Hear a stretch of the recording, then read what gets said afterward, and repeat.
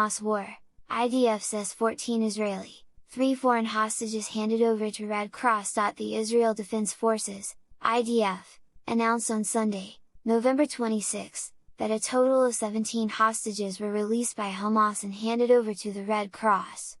In a post on X, the IDF said, based on information that was received from the Red Cross, 14 Israeli hostages. The hostages released are 13 Israeli women and children, 1 man with Russian-Israeli citizenship and 3 Thai nationals, according to statements from different governments involved.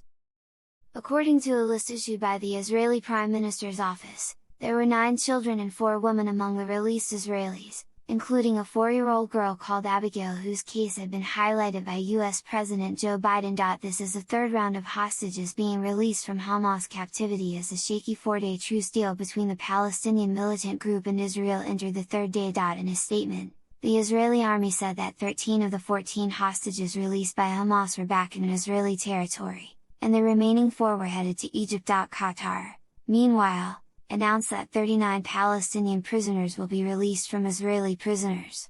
In implementation of the commitments of the 3rd day of the humanitarian truce agreement, 39 Palestinian civilians will be released in exchange for the release of 13 Israeli civilians from Gaza, in addition to a Russian national and 3 Thais who have already been handed over to the ICRC, Qatar Foreign Ministry spokesperson Majid al-Ansari said in a post on X.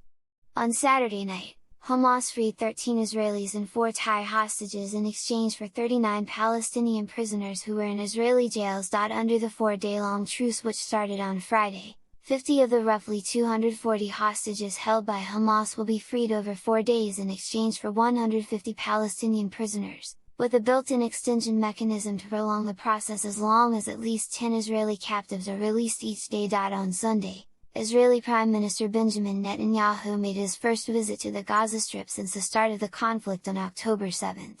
Prime Minister Netanyahu met troops in the war-torn region and said that Israel has the power, will, strength, and determination to achieve all goals of the conflict.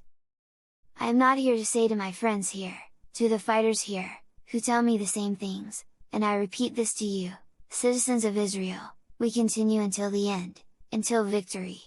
Nothing will stop us, Netanyahu added.